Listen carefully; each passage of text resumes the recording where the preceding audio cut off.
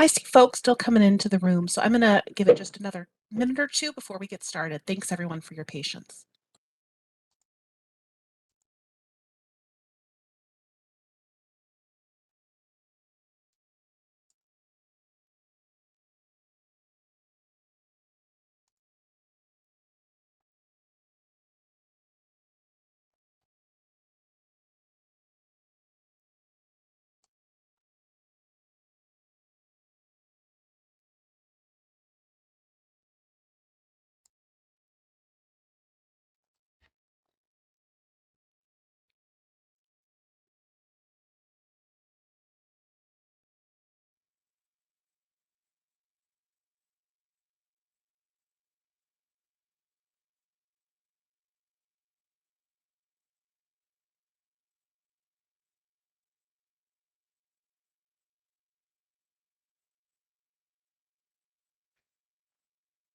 Okay, why don't we get started?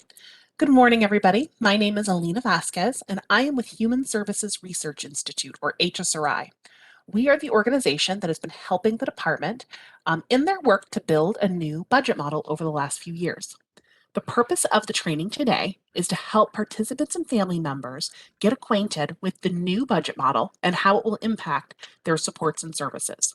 The training is focused on individuals who are choosing to use traditional services, and there are additional sessions specifically for folks who are choosing to use self-directed services. Let's start with just a couple of reminders about the training today. First and foremost, we want to ask and welcome you to ask any questions you have during the training today that are pertinent to the new budget model. We will be pausing throughout the training for questions, and you are welcome to type your questions in chat at any time. If you would like to ask a question when we pause, you can do so by raising your hand, and you will be taken off mute. There will also be a copy and a recording of this presentation made available on the My Choice Matters website, so you will have this information available to reference at other times if you would like. Also note that this is not the only opportunity to get this kind of information. There are lots of other ways to get information on the new budget model and some of the other changes that are happening, because we want to make sure that folks have all the information they need before we get started. At the end of the training today, we'll offer you a link to a survey that you can take about this training. And one of the open questions on that survey is, are there other areas that you need more information about the new model? Please complete that survey and let us know if there are areas where you'd like more information so we can make sure to get some training on those topics for you ahead of implementation. So the training today is about the new budget model. As it currently stands, the plan is for the new budget model to start as early as June of this year. The department doesn't know for sure if the new budget model will start in June because we're still awaiting approval from the Centers for Medicare and Medicaid Services, or CMS. That is the federal government body who gets to decide whether or not changes to the program can be made. Once that approval comes, the department will let all stakeholders know when the planned implementation date is. So for right now, we're still hoping to get started in next month, but that could need to change depending on the conversations with CMS. So stay tuned for more information that will come on the My Choice Matters website and also via email. Today's training is going to focus on a couple of different elements of the new budget model. First, we're going to talk about the new assessment tools. They're going to start being used to help implement the new budget model. Second, we're going to talk about the new way that we're going to set annual budgets. And third, we're going to overview some of the new services that you can choose from when you're doing your annual plan.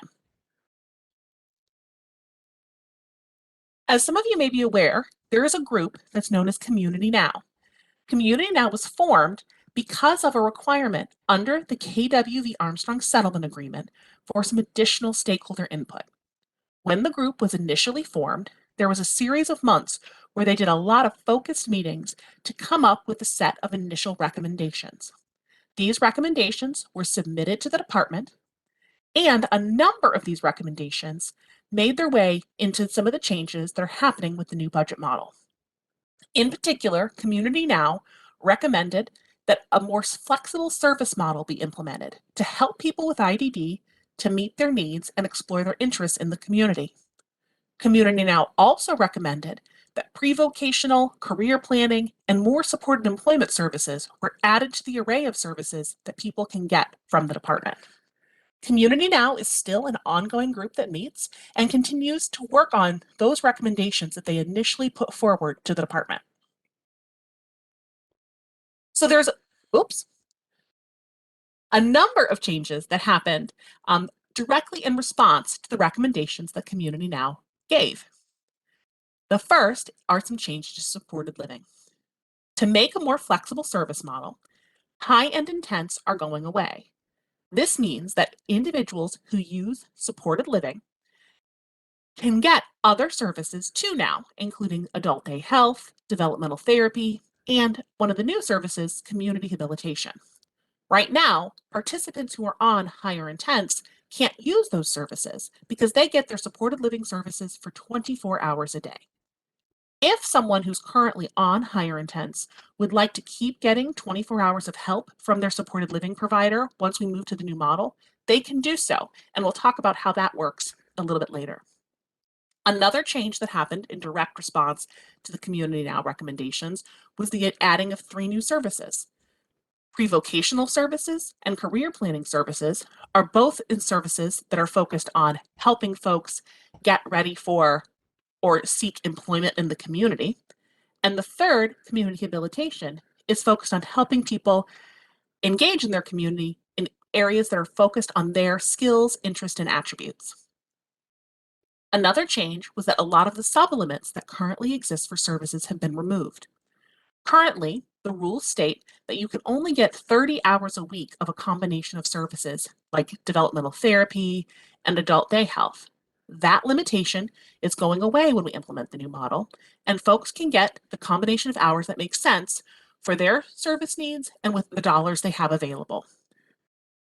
The department is also increasing access to non-medical transportation in the new model by moving that service out of the Medicaid waiver and onto the DD state plan. The DD state plan services are available to anybody who has access to the program or is eligible for the whole DD program. The waiver services are only available to individuals who meet something known as ICF ID level of care. So there are some people who get services from the program who can't get waiver services. By moving non-medical transportation onto the state plan, that makes this service available to more people who use the program. The training today is organized along the process that you as a participant engage in every year in getting your adult DD services. Every single year, you will get an assessment. That's a necessary part of getting services and is required by the federal government for us to keep giving you services. Once you get your assessment, you'll then get your eligibility and budget notice. That's how you find out what your budget is for the year and what you can use to then do your plan. You'll then meet with your plan developer and your person-centered planning team to decide what kinds of service and support you want to get for the year and build out your ISP. That then gets sent to the department, and once it's approved, you can then start getting services for the coming year. A lot of people only get the same services all year and don't need to make changes. But if you do need to make changes, like you want to start getting a different service or you need to change providers, you can do that and go back and make additional changes throughout the year. There's one additional step that exists for people who are accessing the program for the first time. That's the application. If you are already in the program, you've already submitted your application and have already been approved. However, as a part of the new budget model, there has been one little change that has been made to the application for anybody who's seeking services for the first time. If you're already in the program, this will not impact you because you've already applied, but we're going to start by showing you the application and the change that's happened because of the move to the new model. So this on the screen shows you the application for DD services. On this application, you would give your name, your address, where you live, whether or not you're in Medicaid, and then they would ask, what services are you seeking? That is the part of the application that has changed as a result of the move to the new model. The application is important because it is what tells the independent assessment contractor, who is Liberty Healthcare right now, what kind of services you want to get. The services you want to get are what decides what kind of eligibility notice you then receive. So, if you are only asking for state plan services, which include service coordination, community habilitation, developmental therapy, and non-medical transportation, then you would get an eligibility notice that only tells you about your availability and ability to get those services. However, if you wanted to get other kinds of services like certified family home or supported living, then you would need to check a box saying that you were looking for DD waiver traditional. If you were somebody who was hoping to self-direct your services, then you would need to check the box for DD waiver self-direction. Only participants who apply for DD waiver services can receive DD waiver services. That's why it's important that if you want to receive those kinds of services, that you check a box that says DD waiver, either traditional or self-direction. Somebody who only applies for state plan, but who is eligible for the DD waiver, can make a change in the future to get access to those waiver services. It just takes a little bit longer, which is why we really recommend that if you think you want to use waiver services in the future, that you go ahead and check that box on the application to see if you are eligible. If you then decide you don't want to use any of those waiver services, but only want to use services from the state plan, that's a-okay, and you can still do that, even if you are eligible for the waiver. So what are some of the differences between state plan only and DD waiver? There are 3 different situations where somebody might be deemed HCBS state plan only. What that means is they can't get waiver services. The first situation is somebody who doesn't meet the requirement to receive DD waiver services. As I already said, in order to get DD waiver services, you need to meet ICF-ID level of care. That means that you have the kinds of needs that would allow you to get services in an intermediate care facility for individuals with intellectual disabilities. You have to show that you need that amount of support in order to get the DD waiver and get community services. The second situation is that there are some people who just don't apply to receive DD waiver services.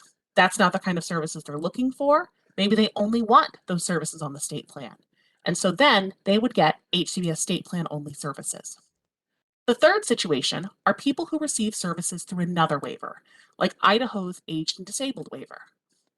The rules from the federal government, or CMS, say that you can only get one waiver at a time. What that means is that if somebody is getting services through the A&D waiver, they can't also get DD waiver services, but they can get HCBS state plan services from the DD program if they meet the eligibility requirements. That's why there may be some people who get services from the A&D waiver, but then also get services like developmental therapy.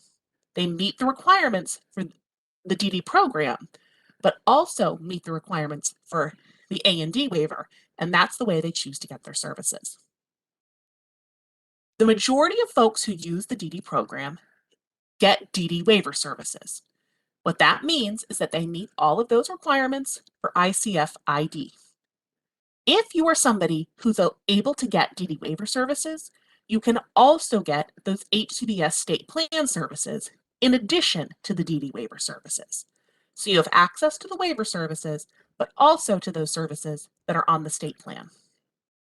Individuals who are on the DD waiver can then choose whether or not they would like to use traditional services or would like to self-direct their services. Folks who choose traditional will choose an eligible provider or multiple providers who will then provide the service for them. Individuals who self-direct will independently hire the community support workers that they want to provide their services. Using self-direction comes with some additional flexibility. It also offers some additional choices in the kinds of services you get. But there's also a lot of additional responsibility on self-direction because you are the employer and are responsible for managing that program as the employer. Let's now dig in and talk a little bit about the first key step that most people experience every year. That is their assessment. You're probably familiar with the SIB-R. That's the assessment that's currently used by the department. The SIB-R is going away. It's going to be replaced by two new assessment tools, the Vineland 3 and the Supports Intensity Scale Adult, or SIS-A. The Vineland 3 is going to be used to help the department know whether or not you are eligible to get any DD services, so the state plan services, and whether you're able to get waiver services, meaning whether or not you meet ICF-ID level of care. The SIS-A is the tool that helps the department determine your annual budget. There's one change in the assessment schedule that you should be aware of as we roll out into the new system. So currently, participants only get a full assessment every 3 years. There may be special circumstances where you need a new assessment before that, but in almost all cases, you get a full assessment in 1 year, and then you get 2 years of focused reviews. That's where Liberty just confirms that there were no major changes in your needs that would make the old assessment no longer valid, meaning it no longer reflects your needs. During the year that we implement the SIS-A and the Vineland 3, it'll be necessary for all participants to get those two assessments so they can roll into the new model.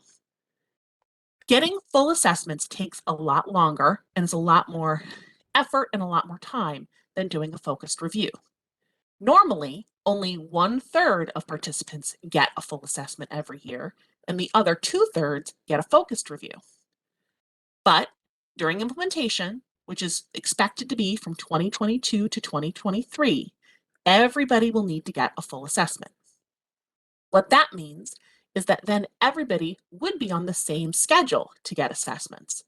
So, to keep that from happening, the department divided people who use the program into 3 groups to help figure out when they should get their next full assessment after implementation. You will be told which group you are assigned to, A, B, or C, at about the time you get your first SIS-A and Vineland 3 assessment. If you are assigned to Group A, you'll get your full assessment during the implementation year, and then you'll get another full assessment in the following year. Then you'll have 2 years of focused reviews, like normal, before you get your next full assessment. If you are assigned to Group B, you'll get a full assessment during implementation. You'll then get a focused review for 1 year, and then you'll get another full assessment in the following year. Then you'll get 2 normal years of focused reviews, just like you are expect today. Individuals who are assigned to Group C will also get that full assessment during the implementation year, but then will get 2 years of focused reviews before they get their next full assessment. Individuals are assigned to these groups at random, with one exception, and that is if you or respondents on your behalf completed a practice SIS-A with the Liberty assessors in the last few months, you will be automatically placed into Group C. The department has done that as a thank you, knowing that you just did a SIS-A as a part of the practice and will need to do another one for implementation. So that will give you a break of 2 years before you need to do another full assessment. Any participants who have a change in condition, meaning they have a major change in their needs, will be able to get a full assessment as soon as they need it, no matter where they fall in the schedule. Any new participants who enter the program will receive a full assessment when they enter, but then will be on the regular 3-year cycle for getting their second assessment. I'm going to pause and see if there's any questions about what we've covered so far before I dig into more detail about the new assessments. So, Lena, we did have one question that I think you kind of answered here, but you may be able to provide a little bit more detail for us is, can an assessment be requested if we feel the old assessment is not covering all the needs of the resident? Yes, a new assessment can be requested using something called a change in condition, and we will talk about the form and how to make that request a little later in the presentation. Great. So that is the only written question that I see in our chat. Just want to remind everyone that you can ask questions through our chat box here. And you can send the question to everyone, and the panelists will be able to see that, and we'll be able to ask those questions for you. Additionally, if you prefer to just ask your question out loud, you can select the raise your hand, the little hand symbol on the WebEx screen. And if you raise your hand, we'll be able to unmute you and let you ask your question out loud.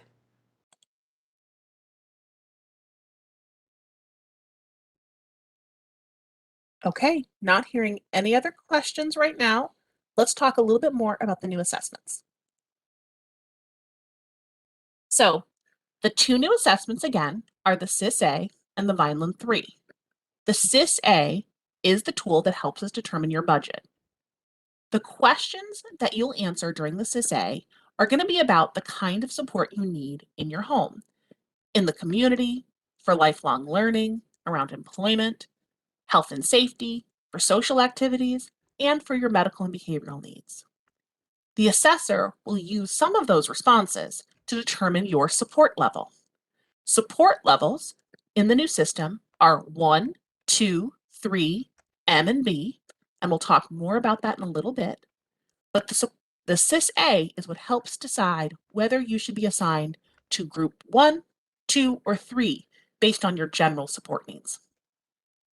The Vineland 3 takes about 1 to 2 hours to complete, and these questions are about your skills and your needs in the areas of communication, daily living skills, socialization, motor skills, and maladaptive behaviors. The Vineland 3 responses are used to help determine if you're eligible for DD waiver services or if you're only eligible for state plan services. The assessors use the scores that in the Vineland 3 to see if you have major needs in at least 3 areas, which we'll talk about on the next slide.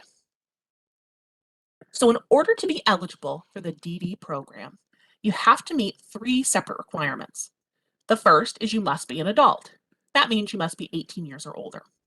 The second is you must have a qualifying diagnosis that was made before you were the age of 22. The kinds of diagnoses that qualify are things like intellectual disability, autism, cerebral palsy, epilepsy, or other conditions that are closely related to those. In order to be eligible for the program, you need to submit documentation that shows that you had that diagnosis before you were 22 years old. The third requirement in order to be eligible for the program is that you must have something known as a substantial limitation, which means you need a lot of support in at least 3 major life activities. This is the part that is measured with the help of the Vineland 3. There are 7 different areas of major life activities that need to be measured. That's self-care, receptive and expressive language, learning, mobility, self-direction, capacity of independent living, and economic self-sufficiency. You need to have a substantial limitation in 3 of those 7 areas in order to be eligible for the DD program. Everyone who is eligible for the DD program can get those state plan services that we talked about earlier. If you want to be determined eligible for the waiver, you first need to meet all of the requirements we just talked about, because you need to meet all of the general program requirements. You also must need something known as active treatment, which is assessed by Liberty assessors. The third piece is that you must meet either the functional, behavioral, or combined functional behavioral criteria that shows that you need the level of care that someone could get in an intermediate care facility for people with intellectual and developmental disabilities. This piece of the criteria is also measured using scores from the Vineland 3. If you applied for waiver services and are then found eligible to meet ICF ID level of care, you can then get those waiver services and choose if you would like to use traditional or to self-direct. There are specific areas of the CIS-A that are used to assign participants to those support levels 1, 2, or 3. That's section 2A around home living, 2B around community living, and 2E on health and safety activities. Section 1 of the CIS-A and supplemental questions, which are asked during the assessment are used to get information about someone's extraordinary medical and behavioral support needs. There are two special levels, levels M and level B, for participants who have extraordinary medical and behavioral needs as defined in Idaho rule. We'll talk about that in a little bit. The information that we collect during the SIS-A helps the department identify people who they think are more likely to meet those criteria. One question we've heard a lot from individuals is, why do we need to complete the entire SIS-A if you're only going to be using parts of it to determine the budget? The reason for that is that the entire assessment helps give the person-centered planning team a better understanding of your support needs and can be helpful in developing a service plan. Another reason is that while we're going to be implementing this new system, we're still testing and evaluating it to make sure it's the very best system it can possibly be. If we later find out that we want to adjust the leveling system in some way, it could be that we would want to use answers from some of the other areas of the tool. So we want to have all of that information around your support needs to be able to make sure the new model is working as best as it can. This slide shows you a visual image of the new level system. So as you can see, levels 1, level 2, and level 3 are all based on someone's general support need, and they go from low to high. Participants who have relatively low general support needs are assigned to level 1. We know this based on the standard sum scores of sections 2A, 2B, and 2E of the SIS-A. If you have a score between 8 and 22 on those three sections, you could be assigned to level 1. Individuals who have moderate general support needs can be assigned to level 2 based on having a 2A, 2B, and 2E score of between 23 and 30. And individuals who have high general support needs can be assigned to level 3 based on having a score between 31 and 52 on those three sections. Each participant is only assigned to one support level. However, there is the possibility that you could meet the criteria for more than one level. So, if Karen had a score on the SIS-A, sections 2A, 2B, and 2E of 29, and had extraordinary medical needs that met the requirements of the rule, she could meet the criteria for both level 2 and level M. However, because participants are only assigned to one level, Karen would then be assigned to level M because of the greater level of need for having extraordinary medical need than moderate general support needs. If a participant meets the criteria for level M and level B, so needs both extraordinary medical and extraordinary behavioral support, they will be assigned to the level where they have the greatest support need, whether that's level M or level B. And that will be determined by the verification team. And we'll talk about that a little bit more in a little bit. So how does somebody get assigned to level M or B? First, they either can request assignment to level M or level B, or be flagged based on their responses to the SIS-A. Being flagged simply means that it looks like you have the kinds of needs that could meet the criteria. Once someone has requested level M or level B, they will then need to complete and send in the verification questionnaire and any supporting documentation they have that explains their extraordinary medical or extraordinary behavioral need. Once they've submitted that documentation, the verification review team will meet, review that information, and if the individual meets the criteria and have a verified medical or behavioral need, they will then be assigned to level M or level B. This process is supposed to be pretty similar to the current process for people who are requesting intense supported living.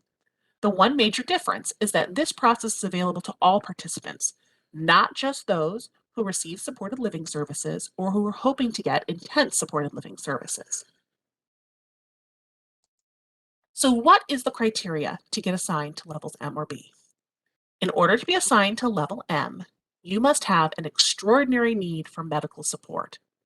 That means that you have a chronic or acute medical condition that is so complex or unstable that you need one-to-one staffing to provide frequent intervention and frequent monitoring. To be assigned to level B, you must have an extraordinary need for behavioral support. This means individuals who have had a recent felony conviction or charges related to the serious injury or harm of another person, individuals who have a history of predatory sexual offenses and are at a high risk to reoffend, or individuals who have a documented and sustained history of serious aggressive behavior which shows a pattern of causing harm to themselves or to others. In order to meet the extraordinary need for behavioral support criteria, you need to require one-to-one staffing for at least 16 hours a day for support around those specific behavior risks. So individuals will be flagged as someone who may meet the criteria for level M or B based on their responses to sections 1 of the SIS-A and the supplemental questions. If you have been flagged for verification, you are not required to go through verification. You can still decline and say, that's not something I'd like to do. If that happens, you'll be assigned to levels 1, 2, or 3 based on your answers to the rest of the SIS-A. If you did not flag for verification, you can still go ahead and request verification, and you'll be able to go through that process. The assessor will ask you if you want to go through verification during your assessment.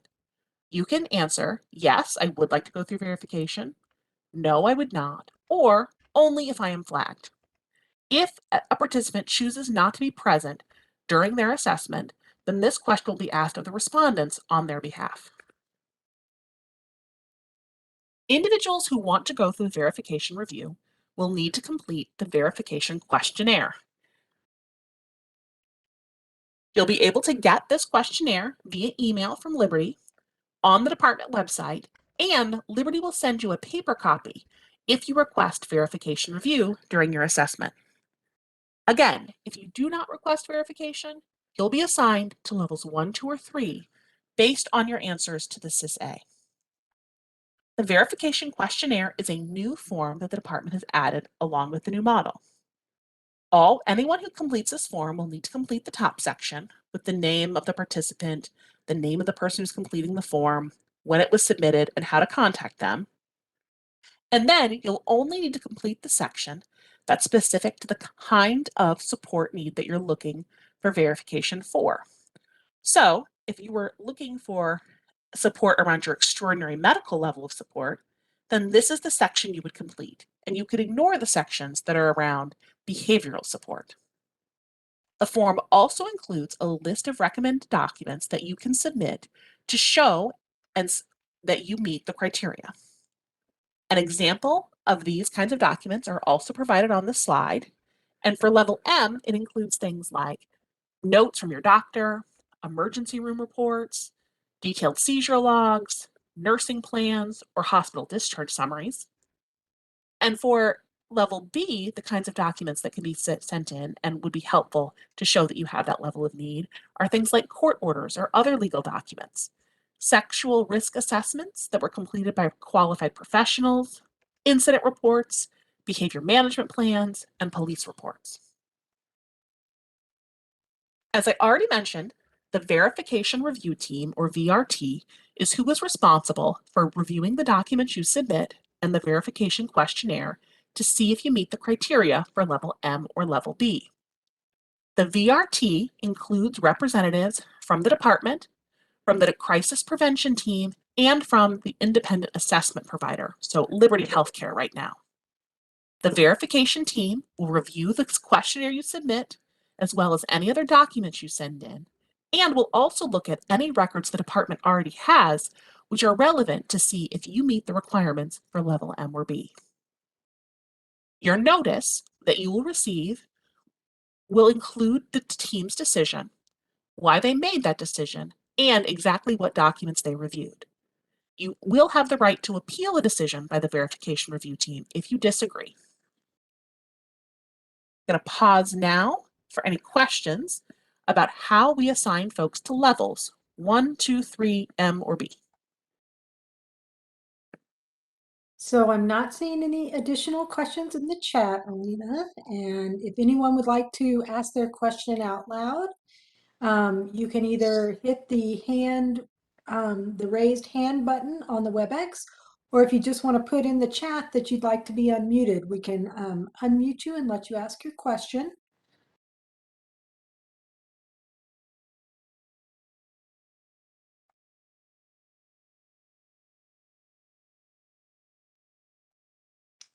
I am not seeing any questions, Alina. I think we can move ahead. Okay, so far we've covered how you get assigned to your support level, 1, 2, 3, M, or B. The next piece we need to talk about is how you get assigned to a service mix. So in the new model, your budget is based on two important factors, your support level, which we just talked about, and your service mix. There are 7 different service mixes that are available under the new model. A service mix is just a term that we use to group participants based on the way that they choose to get their supports, meaning they either choose traditional or they choose self-direction, and by the type of residential support that they want to receive. Participants can change their service mix at any time. The only exception is that if someone is assigned to the state plan HCBS only mix, they can only get a different service mix by receiving DD waiver eligibility. 6 of the 7 service mixes are specific to people who can get waiver services. Since individuals who are assigned to state plan HCBS only are not eligible to receive DD waiver services, that's the service mix they have to keep until they are eligible for the waiver. Individuals who receive traditional services and who are eligible for the waiver can choose between 3 different service mixes. That's certified family home for individuals who receive residential habilitation from a certified family home provider, community only supports for individuals who choose to receive no in-home habilitation, and then supported living services. That's for individuals who receive residential habilitation from a supported living provider. There are also 3 self-directed service mixes, and they more or less align with 3 of the traditional service mixes. So SD live-in supports is more or less equivalent to certified family home when it comes to the budgets. Community only supports is more or less equivalent to self-directed community only supports. And supported living supports is more or less equivalent to self-directed outside supports. So each support level and service mix combination has its own model mix. The model mix is how the department figures out the budget that you will be assigned. You can also get services in addition to your assigned budget. This can be done by requesting a health or a safety service, requesting an employment-related service, or requesting a health or safety budget modification. We'll talk about all 3 of those a little bit later, but the thing to know is that just because your budget reads a certain amount, that may not be all the services that you can get, depending on what additional supports you might want and what health risks or safety risks you may have. So we're going to start now by talking through the budget. The first thing we're going to talk about is the 3 different parts of a traditional budget in the new model. Then I'm going to show you exactly what services fit into each part of the budget. We'll then talk about how the model mixes work to get to a budget, and then I'll show you some of the examples of the traditional model mixes. The last thing we'll talk about in this section is all the ways you can get services in addition to or outside of your new budget. I will note that we are going to walk through some examples of the model mixes on these slides, but because they're so large, they can be a little bit hard to read. A full list of the model mixes are also available on the My Choice Matters website. So if you go to the My Choice Matters website and click on the Training and Information Session link, there is and I don't, Karen, maybe you can help me remember exactly what they click after that to get to the model mixes. I want to say it's additional information or training information, perhaps. Yep, so they would click on the Trainings and Information tab and then click on Information about Supports Budgets. and there'll be a document in that folder called Service Mixes, updated as of April 29th, 2022. Great. Thank you so much, Karen. And that document has all of the service mixes that you can then look at your own computer and zoom in to make it as big as you might need. We're going to do our best to walk through them during the presentation today, but we do know that they're a little bit hard to read because they're just so big and folks' screens might be a little bit small. And I'm going to interrupt one more time. I'll throw a link to that document in the chat if someone Thank you, just wants Karen. to click on it to see it. All right, so the first step we're going to talk about with the budget is the 3 different parts of the traditional budget. So under the new model, there are 3 different parts or components of the budget. The first is residential supports. These are the dollars that you'll have to get any support you want in your home. The next is discretionary supports. These are the dollars that you can use for things you want to do in your community during your day. The third section is planning supports. These are dollars that are specific to help you get the support of your service coordinator and to get the help of your plan developer in building your plan. By and large, the dollars within each of these different areas need to stay within that area. There are a couple of exceptions, but you can then use the dollars within a section as flexibly as you want to purchase the services that are available.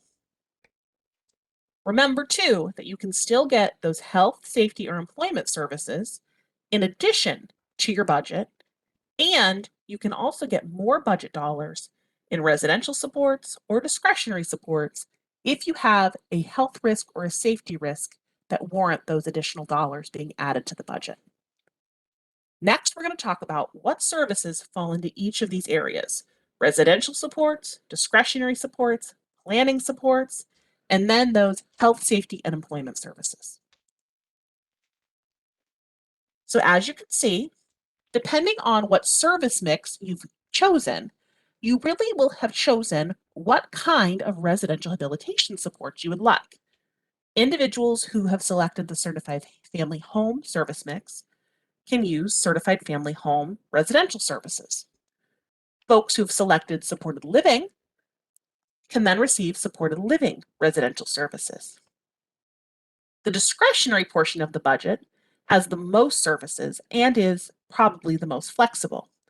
Folks can choose what services they'd like to use to fill their days and their weeks and help them achieve their goals. These are things like adult day health, developmental therapy, all 3 of the new services, pre-vocational, career planning, and community habilitation, as well as non-medical transportation. Respite and chore services are available only to individuals who've selected to not receive any in-home paid habilitation support. And supported living services can be used by individuals in the supported living service mix to buy additional supported living service, which would allow them to then get 24 hours of that service like they do today on high or intense. Service coordination and plan development both come out of this section of the budget. So that's your service coordinator contacting you and checking in on your plan, and then your plan developer helping you build your plan and then make adjustments as needed. The health, safety, and employment services can be added to a participant's plan by simply meeting the service criteria for that given service. These are things like skilled nursing, specialized medical equipment and supplies, environmental accessibility adaptations, behavior consultation, home delivered meals, personal emergency response systems, crisis intervention, transition services, and then supported employment and non-medical transportation for supported employment.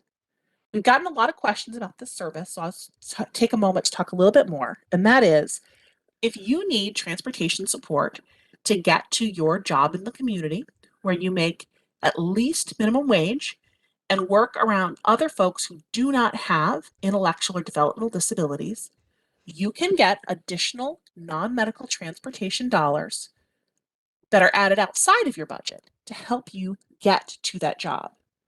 That can be true whether or not you use the supported employment service for that job, and support and employment services also are added outside of the budget. So if you are someone who needs support and employment for your community job, you would simply add that to your plan, and then it could be approved. So now that we've talked through the different sections of the budget and the different services that fall into the different sections of the budget, let's talk a little bit more about how the model mixes work. So a model mix is the way that the department figures out how much they want to offer participants at different levels and in different service mixes to buy their supports. So how you come to the budget. The department first decides on the type and the amount of service they thought that most people would need based on their service mix and their support level. They then figured out exactly how much it would cost to offer that amount of service. So if I wanted to offer services A, B, and C, I would need to figure out first, how many units of this service or how much of this service do we think someone would need for the year? Then we multiply that by the cost of that service. That's the rate. Once you multiply together the total number of units or how much of the service by how much it costs to provide that service, then you know how many dollars need to be added to the budget to cover that service. We do the same process for all of the services in the mix, and then those get added together to get to the total budget.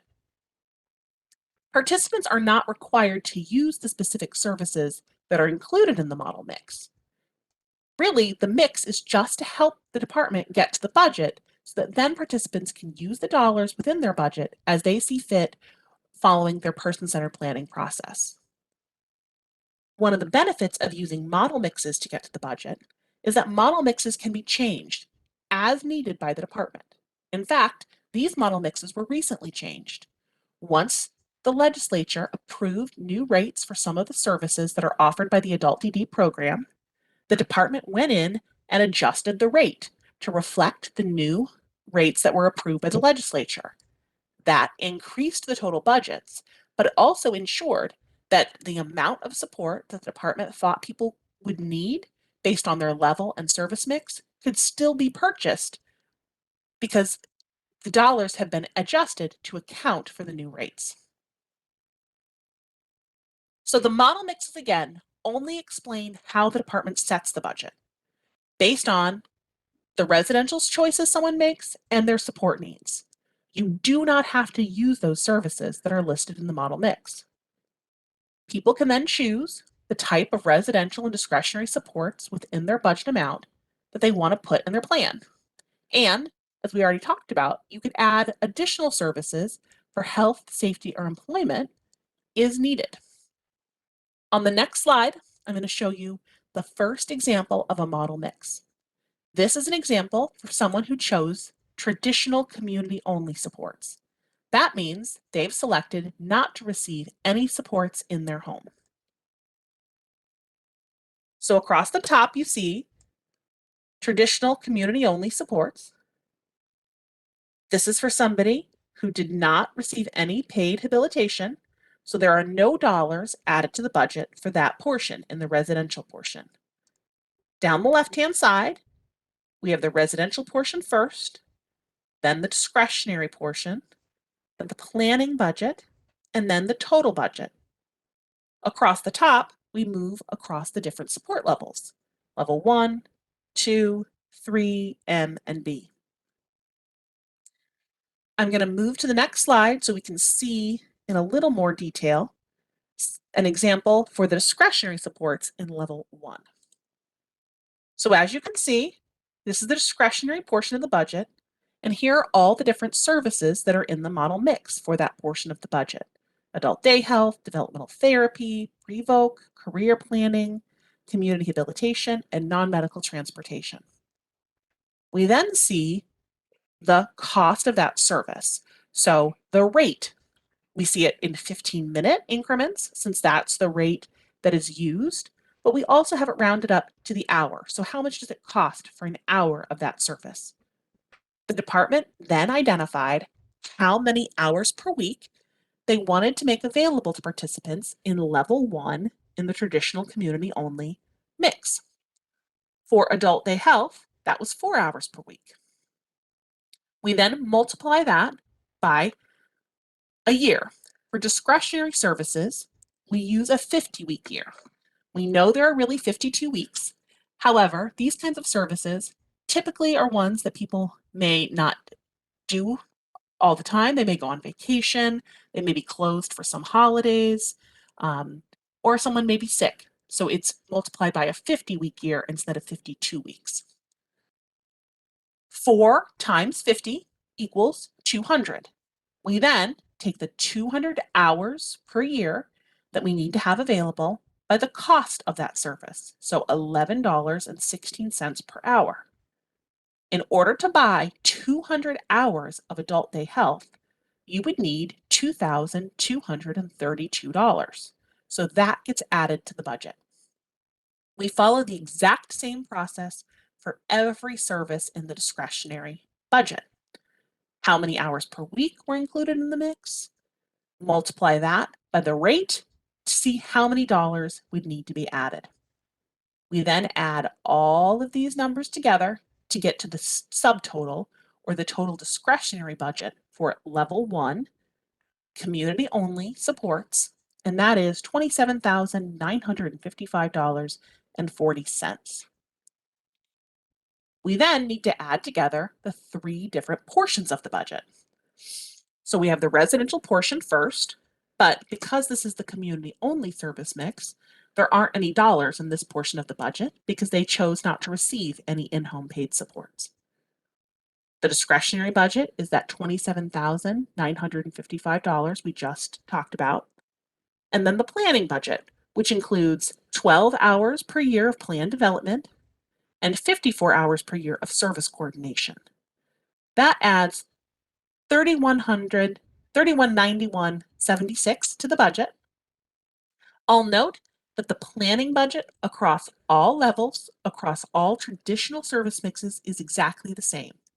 All participants who use traditional services have available 12 hours per year of plan development and 54 hours per year of service coordination. So that amount remains consistent. We then add together these 3 totals, the residential budget, the discretionary budget, and the planning budget, to get to the total budget for this level in this service mix, community only, of $31,147.16. The next few slides are going to be walking through some other example model mixes. I'll highlight some differences or things to note, but I want to pause and see if there's any questions about how the model mixes work before I keep going.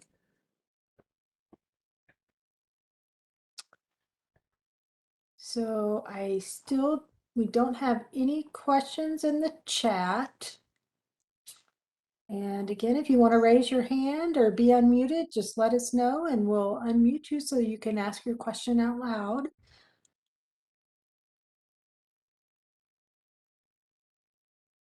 Well, I'll move us to the next example model mix, then if any questions come up, we can circle back. Sounds good. So the next example model mix for traditional is traditional certified family home. All the basics of the model mix remain the same across all the different examples. It moves from support level 1 up through support level B. It's divided by the 3 sections of the budget: residential, discretionary, planning. And the rate is in the second column. For certified family home, for all participants who receive services through the DD waiver, the rate for certified family home is $53.39 per day. That means that for 365 days of that service, $19,487.35 are added to the budget. Because that is the rate that's paid per day for all participants, that amount is added in every level, within this mix. The discretionary budget has all of the same services listed as you saw in the last example, but the amount of each of these services that are included in the mix varies level by level. The plan development section is exactly the same, and across the bottom, you can see the total budget by support level within the new mix. The next example I want to show you is for traditional supported living. The basics, again, are the same planning budget across all levels. The discretionary budgets change by level with different amounts of hours for each of those services. And the supported living or residential section of the budget also changes by level. As support need goes up, the amount of dollars included in the residential portion of the budget increase. This accounts for more support that someone would receive at different levels. So for example, somebody at support level M or B would get most of their supports or would be eligible and have enough dollars to get most of their supports one-on-one throughout the day and would only get group supports for a few hours a day, typically during sleeping hours. Somebody at level 1, however, would have enough dollars to get group supports for most hours of the day, but not all hours of the day because they have relatively less need than somebody in level M or level B. The last example I want to show you is for that state plan only. Because there are no residential services on the state plan, that section of the budget is not applicable. You'll also notice that there are fewer services available in the discretionary portion of the budget. This is because someone who receives the state plan HCBS only service mix can only get services that are on the state plan. So any of those services that are on the waiver are not included here because they are not eligible to receive those services. Someone receiving the state plan only mix would get the same planning budget as everyone else. And along the bottom, you can see the budget totals going from supported living level 1 or support level 1 up through support level B. I haven't seen any questions come in or any hands raised. So now let's turn our attention to how you can get supports beyond that budget. And that's something known as budget modifications. So if someone's budget is not enough to get the residential or discretionary supports that they need, they can request a budget modification using a health risk form or a safety risk form. If somebody needs services that are not included in the model mix, they can ask for any health, safety, or employment services, which then are approved based on the service-specific criteria. This slide shows you again the list of all of the health, safety, and employment services that are available. And in every budget notice, once we move to the new model, there will be an attachment that provides you the list of all of the health or safety services, all of the employment services, and then detail the specific criteria that you would need to meet in order to add that service to your plan. This is to make sure that all participants know exactly what they would need to submit with their plan in order to get these kinds of services approved. Again, these services would not come out of someone's budget, but would be added on top of that budget if the criteria were met. Similarly, if somebody were to need any supports more supports in the residential or discretionary areas of their budget because of a health risk or a safety risk, they can make that request using the health risk form and the safety risk form. Copies of these forms are also being included into every new budget notice and eligibility notice to make sure that participants have what they need to submit this request if they need it. If you want to complete this form, you would simply identify what additional services you're requesting and why. You would explain what the reason is that you are requesting this service, and then you would want to describe the safety risk or the health risk. You would also need to submit any supporting documentation with this form to show exactly what the safety risk is and what the health risk is and how the service will help manage that health or safety risk. There's one additional little piece around the budgets that we want to talk about, and that is the possible impact on the public health emergency and the American Rescue Plan on how budgets will begin once we first roll out. Because of COVID-19, we are still in a federal public health emergency, and we don't yet know when that's going to end.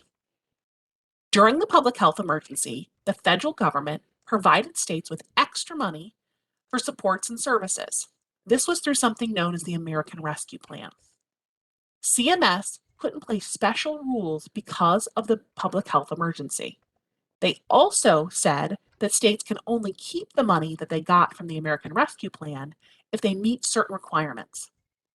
These rules all have an impact on how we will start to use the new model. The rules around ARP essentially say three things. A state cannot restrict eligibility for services from what they were on April 1st, 2021. What that means is that a state cannot make it harder to be eligible for the program than it was on that date. The second is that people must be able to keep getting the amount and type of services that they were getting on April 1st, 2021. That means that the department cannot make it harder or can't take away any services that were available on April 1st, 2021. The third is that provider rates cannot go any lower than they were on April 1st, 2021. All of these requirements are in place until all of the American Rescue Plan obligations are met.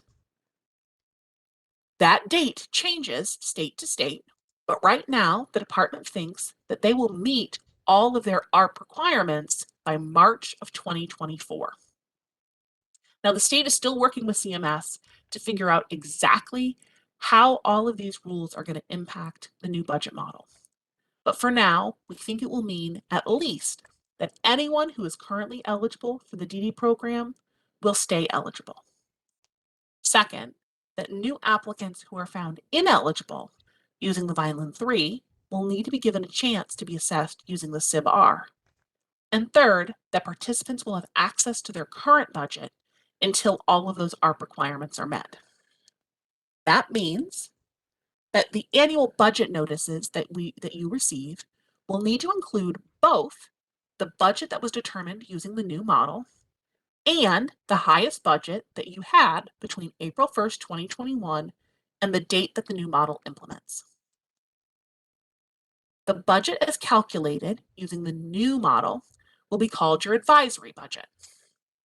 And your budget notice will say, your advisory budget for the upcoming year is blank amount. This is based on your service mix and support level. It will also tell you how the budget is divided into the three categories.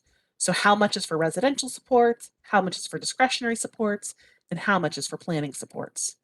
If you add these three numbers together, it will be the same as this number up here.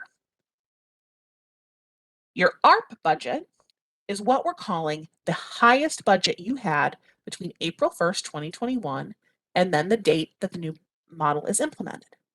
The ARP budget will go on this line. For almost all participants, the ARP budget will simply equal your KW budget because your KW budget is the highest budget you've had. Then participants' assigned budget will be the higher of the two. So if you had an ARP budget that is higher than your advisory budget or the budget calculated under the new model, then that will be your assigned budget. If the budget available using the new model is larger than what your KW budget was, then your advisory budget will be the number you see here. Again, this would be in place only until all of the ARP requirements are met, which the department thinks would be around March of 2024. And then we would move fully into the new budget model, and the ARP budgets would go away at that time. With that, I'm going to pause for questions before we take a short break. And I don't see any new written questions, Alina, and I'm not seeing anyone hand that's raised, but we may want to just give you just a minute. If you decide you want to ask a question, go ahead and raise your hand or request to be unmuted through the chat button.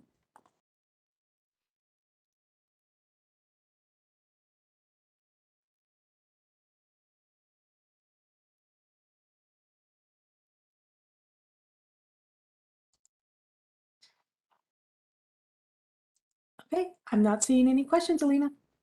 Okay, why don't we break until 11 after the hour? So that's either 10:11 or 11:11, depending on your time zone. And then we will start talking about the next portion of the training, where we explain what happens when you start to develop your plan and get services. Right. Thank you, everyone.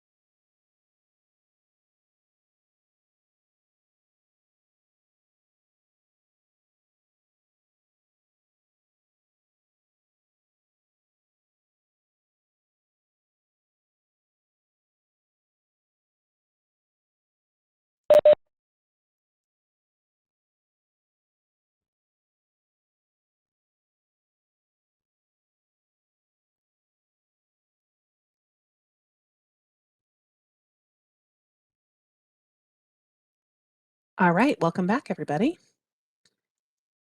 So we started by talking about the new assessments.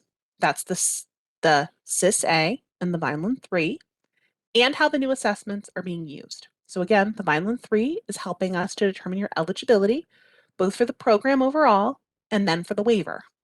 The SIS-A is being used to help us get to your budget.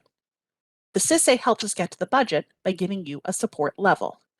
That gets you assigned to levels 1, 2, or 3, and the SIS-A also can help you flag as maybe meeting the criteria for levels M or B.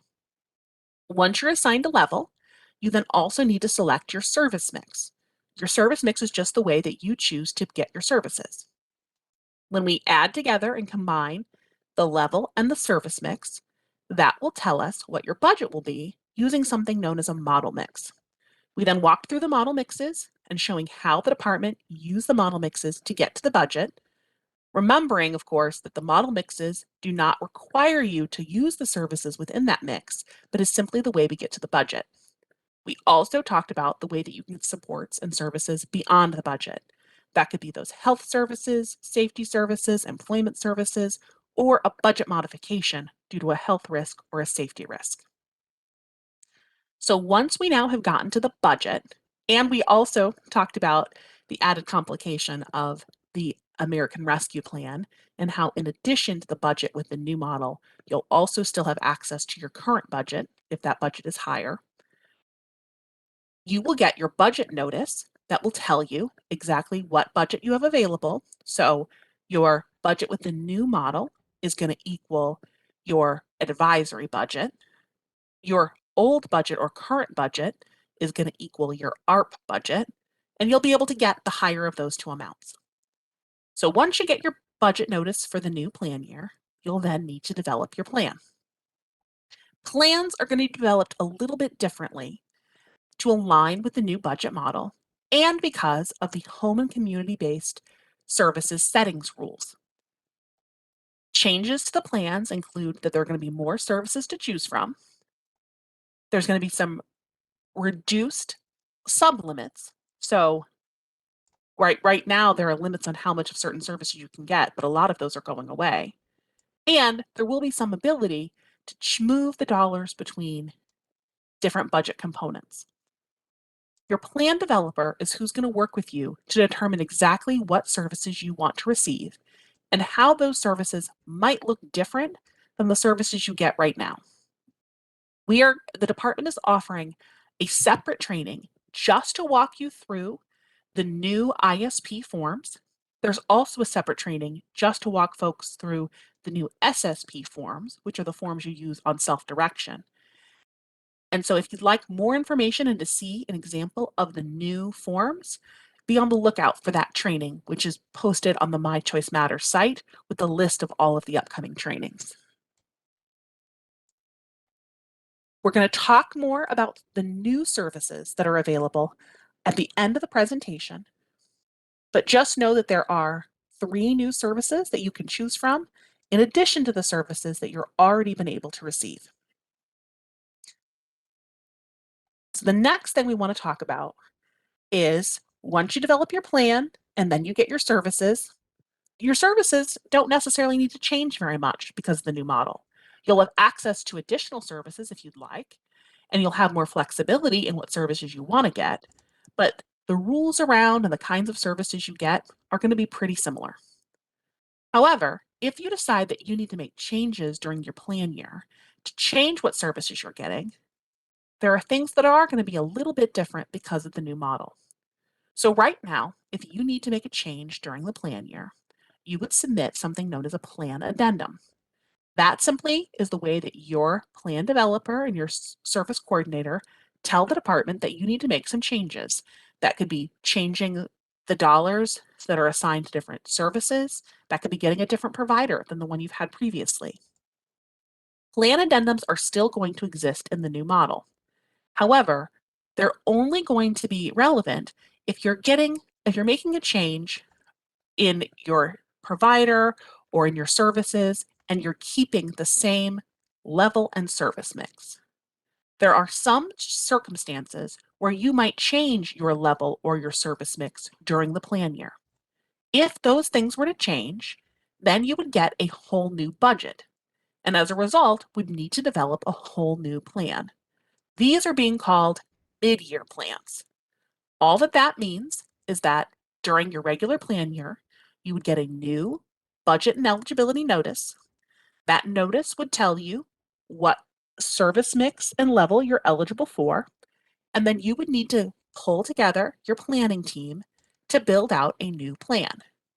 You would get a prorated budget, which means a budget that's for less than a year, based on how far along you are in your plan.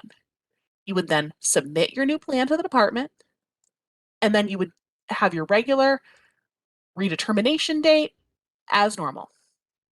So the three situations where you might need a mid-year plan is because of a change in condition, because of a service mix change, or if you choose to go through verification at a time other than your assessment. We're going to talk about each of those different circumstances next. So the first is a change in condition.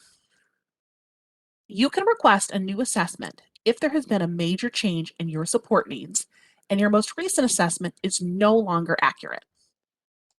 Your plan developer will help you to complete a change in condition request form explaining what has changed. Liberty will then review that request and see if a new assessment is needed. If they believe it is needed, they will contact you to schedule a time to complete the new assessments. So this is the beginning of the form. It starts by just putting in your contact information, both for the participant and the guardian, if applicable. It then asks you to describe the condition that has changed. So explain what is different than was the case at the time of the assessment. In this example, someone says that John experienced a series of seizures that required hospitalization. As a result of the seizures, John has a decrease in mobility and has gone from being independently mobile to needing assistance to prevent falls. He cannot complete activities of daily living, and verbal abilities have also decreased, and he's struggling more with communicating than in the past. John needs increased support as a result of his increased needs.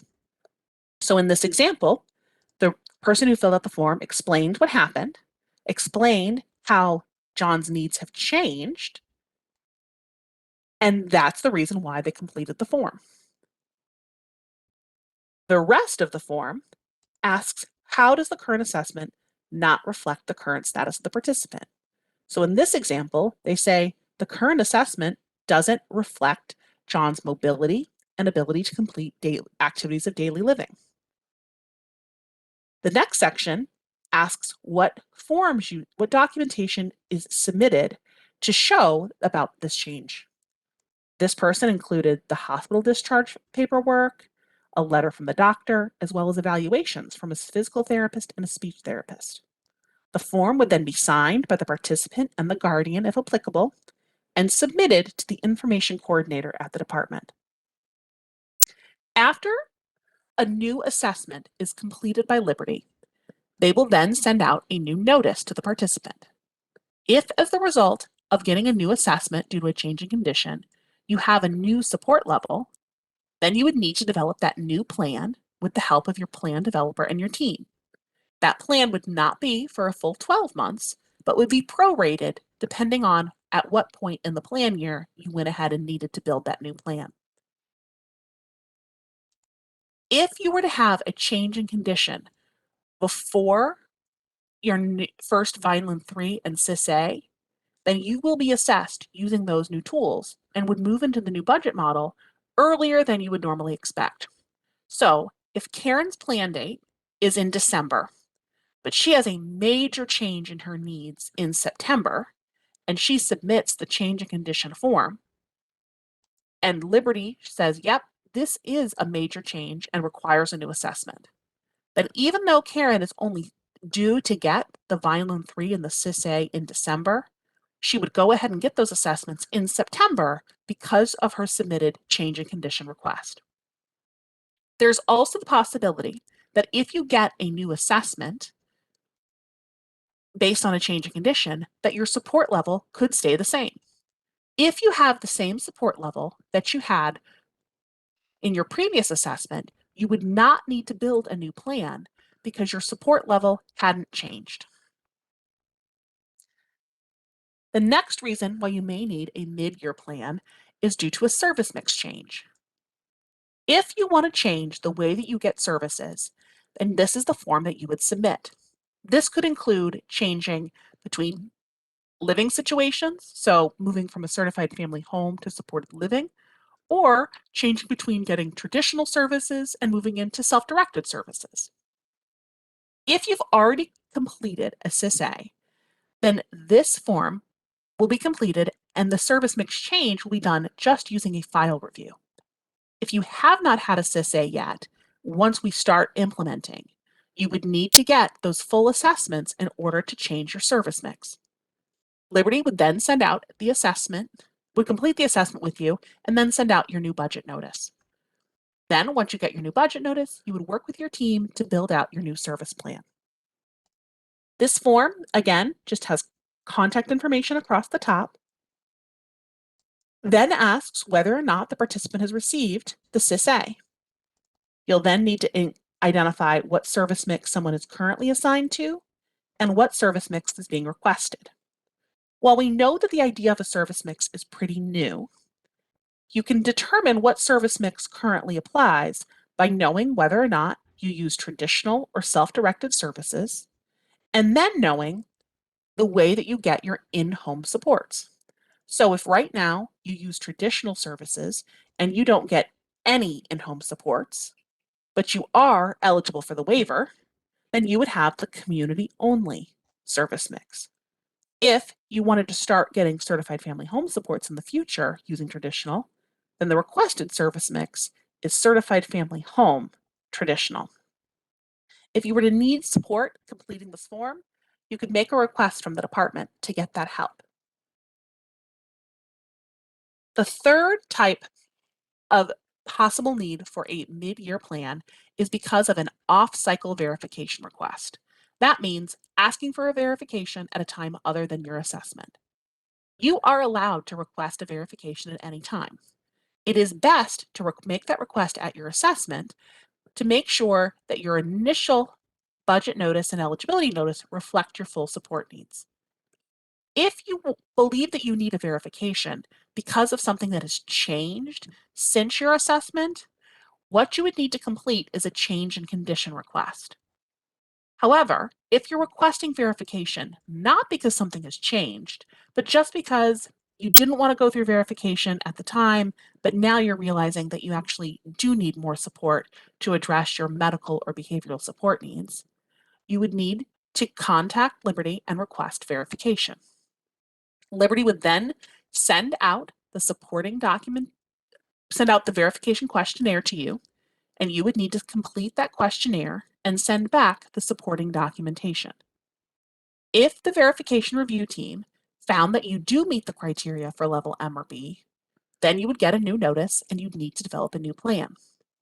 If the verification review team found that you did not meet the criteria for level M or B, you would still get a notice with their decision, but you could keep your current plan since it still reflects your support level and your service mix.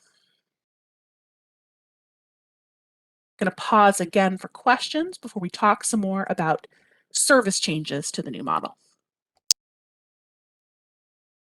So I am not seeing any written questions or any hands raised at this time, Alina. Okay.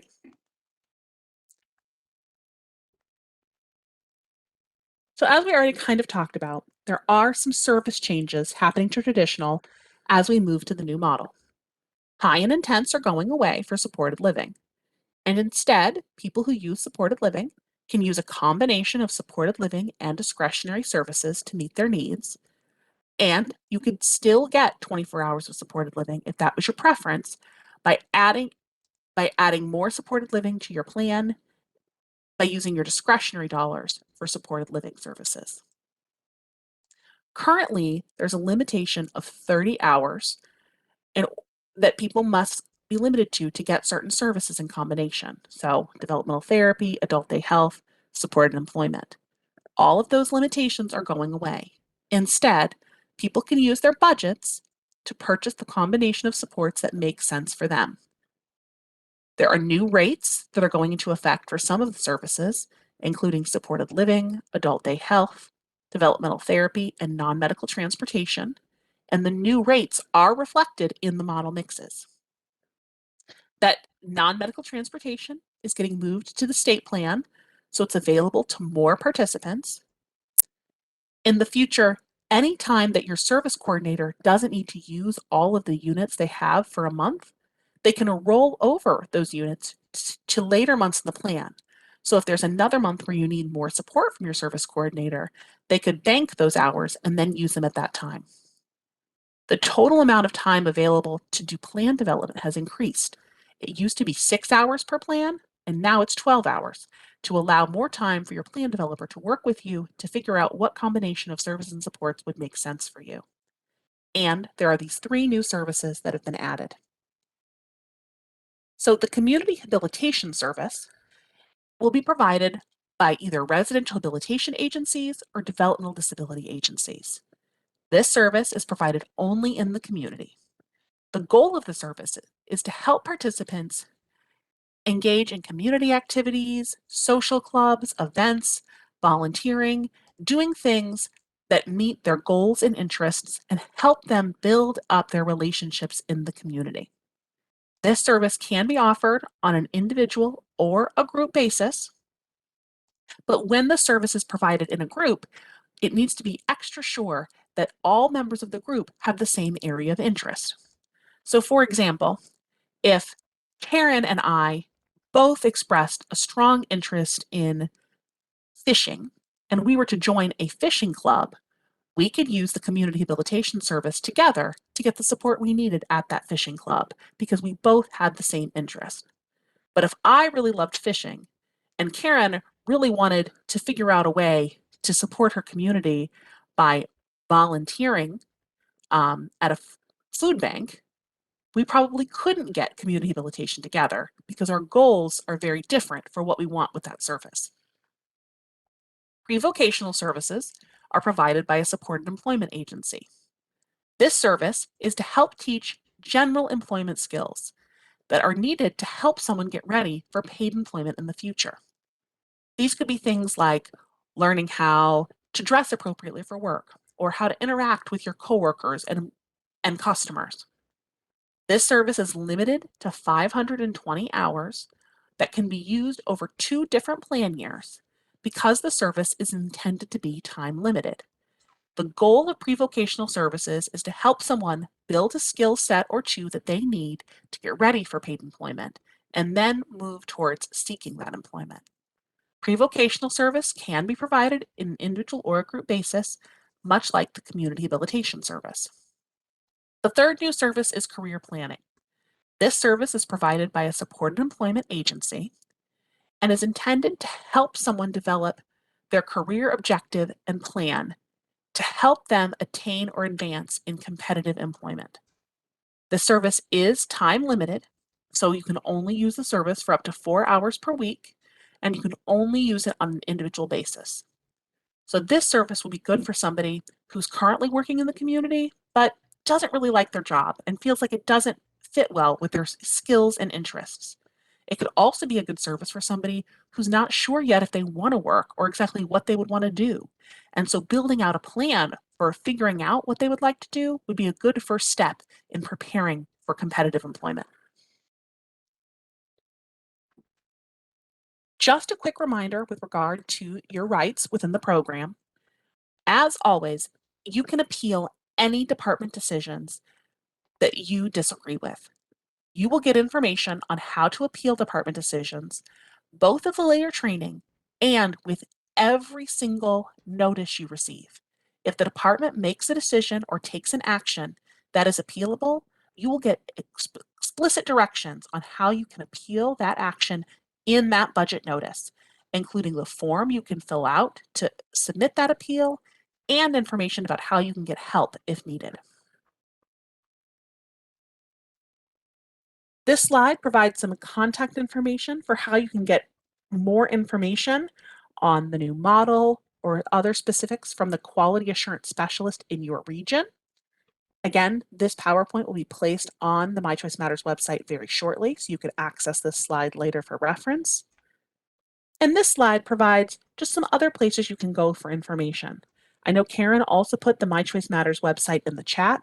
I really recommend that you bookmark that and keep going back. That's where we're going to be posting any updates about the implementation of the new model or other documents as things are finished.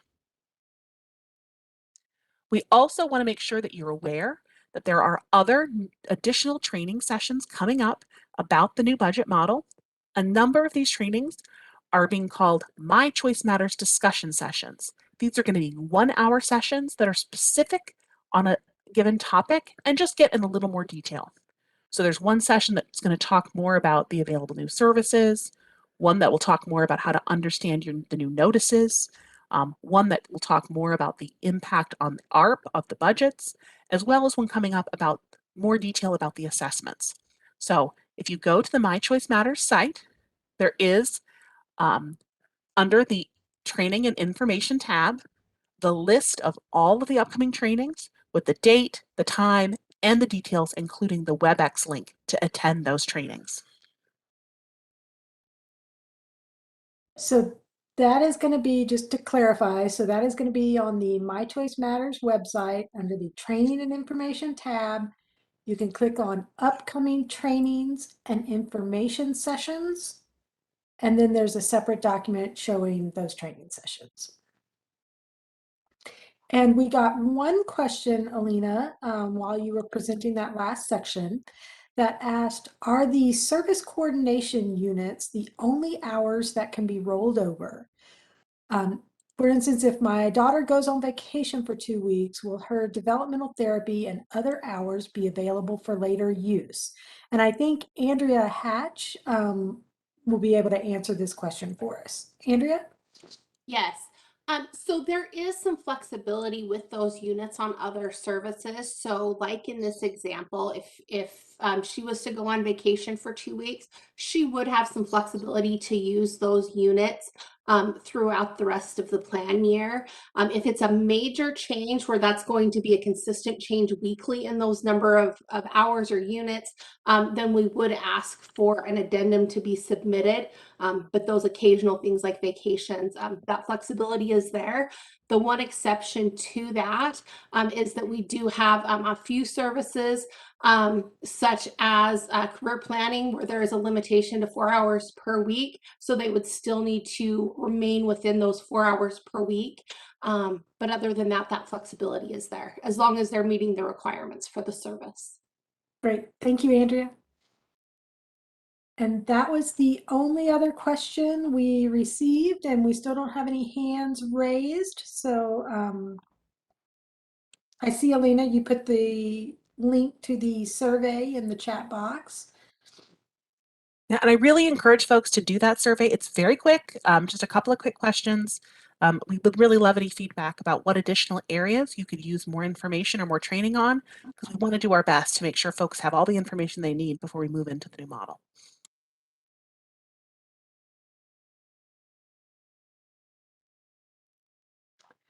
We did receive another question, Alina, that asked if we have a reevaluation under the new system, will that count as one of our assessments under ABC?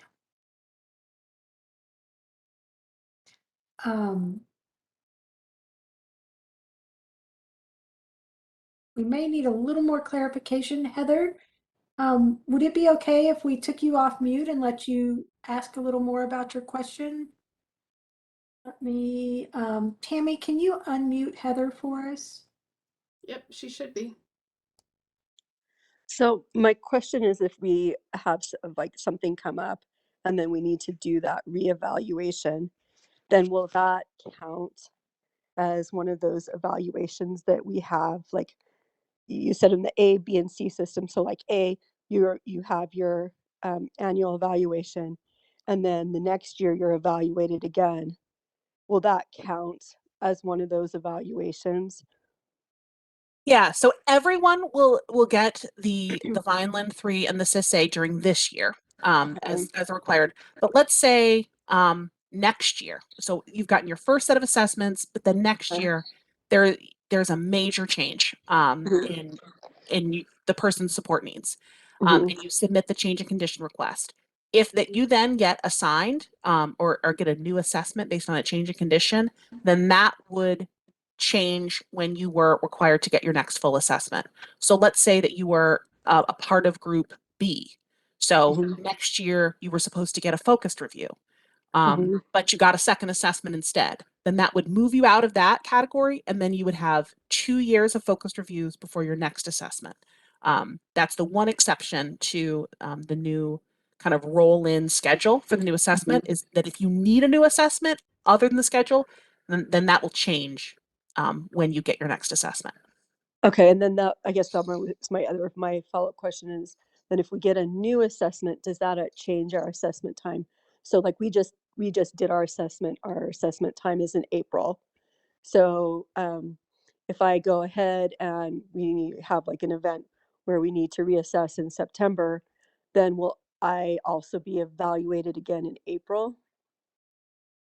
which is our current reassessment time? So Go do you ahead. want, go ahead. So I think if I'm understanding your question right, so you've been evaluated with the SIBAR in April. Mm-hmm. If the individual needed a new assessment in September, once our new system rolls out and you received a CISA and a Vineland assessment in September, but you were scheduled for like group B, I think, no, you would probably still be in group B. Is that right, Alina? Because then they'd still, You would yeah. still be in group B because it would change when you got your first CISA and Vineland 3. You would not need to get another CISA and Vineland 3 in April because you did it in September. Mm-hmm. But it wouldn't change when your plans get redone. So Okay, so would- then I would still, so my plan will always be in April, regardless if like a change was made at some other time in the year. right. So if in September you needed a change in condition and you got your new budget notice, then that plan you would write would just be for less than 12 months. So you would Mhm. write a plan to get you from September to April, and then you could write your next full year plan in April. And then then the reevaluation under the new system, that would count as one of my evaluations, whether I'm on A, B, or C. That would count as if that happened this year, Uh-huh. that would count as your first full assessment, and everybody's Okay. getting one this year. Okay. And then you would be in either group A, B, or C. If Okay. that happened a year from now, then it would count as your second assessment, and then you would get another new assessment following 2 focused reviews, and then you would get your third. Okay. So And- it will count as an assessment. It will count as one of the assessments that we need to have. Yes, if you needed to do a change of condition from the moment we start implementing, Mhm. then that would count as your first Your full first one. assessment. Mhm. And I And believe, then, Alina, oh, go sorry, ahead. go ahead. Go ahead, Heather. Oh, and then so since I've just been assessed in April, then my first assessment under the new will be April 2023. Is that right? Yep, unless you have a change of condition, Unless I have a change of condition. that's when you would roll into the new system. So you wouldn't move into the new assessments until next April. Okay, got it. Thank you. And I was just going to add, I think, Alina, correct me if I'm wrong, but I believe Liberty will be notifying individuals when they send out their kind of reminder that your assessment is coming up and they're working to schedule that. They'll let you know what type of assessment the individual would be receiving for that upcoming assessment. Okay. Yeah, absolutely. So But for folks, right, who are scheduling right now, because we aren't sure what date we're going to implement, Mhm. Liberty will let you know which assessment you're getting. So if someone's going to be assessed tomorrow, they're going to get the SIBAR because we haven't hit the implementation date. But then they would roll into the new system in a year. Cool. Thank you. Thank you so much for your question.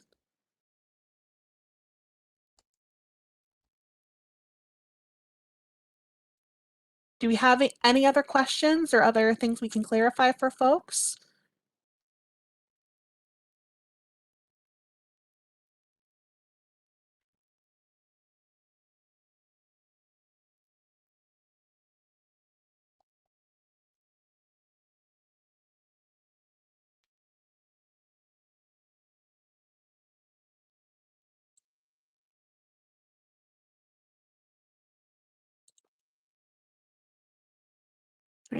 I'm not seeing any. I am not seeing any either, Elena. So we can give you guys back about 20 minutes of your day today. Thank you for attending this training.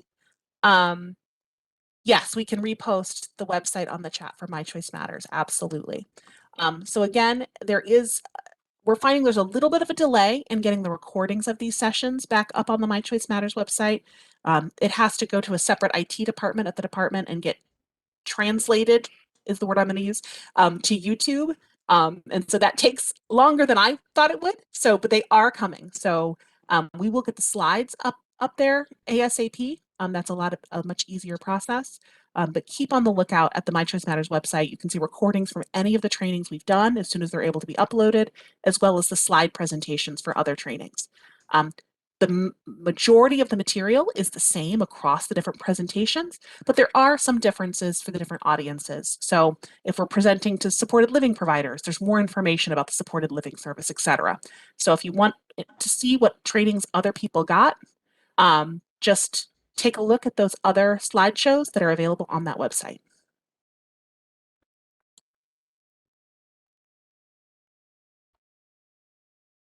Okay, so with that, I think we will end today's training session. Thank you all again for attending.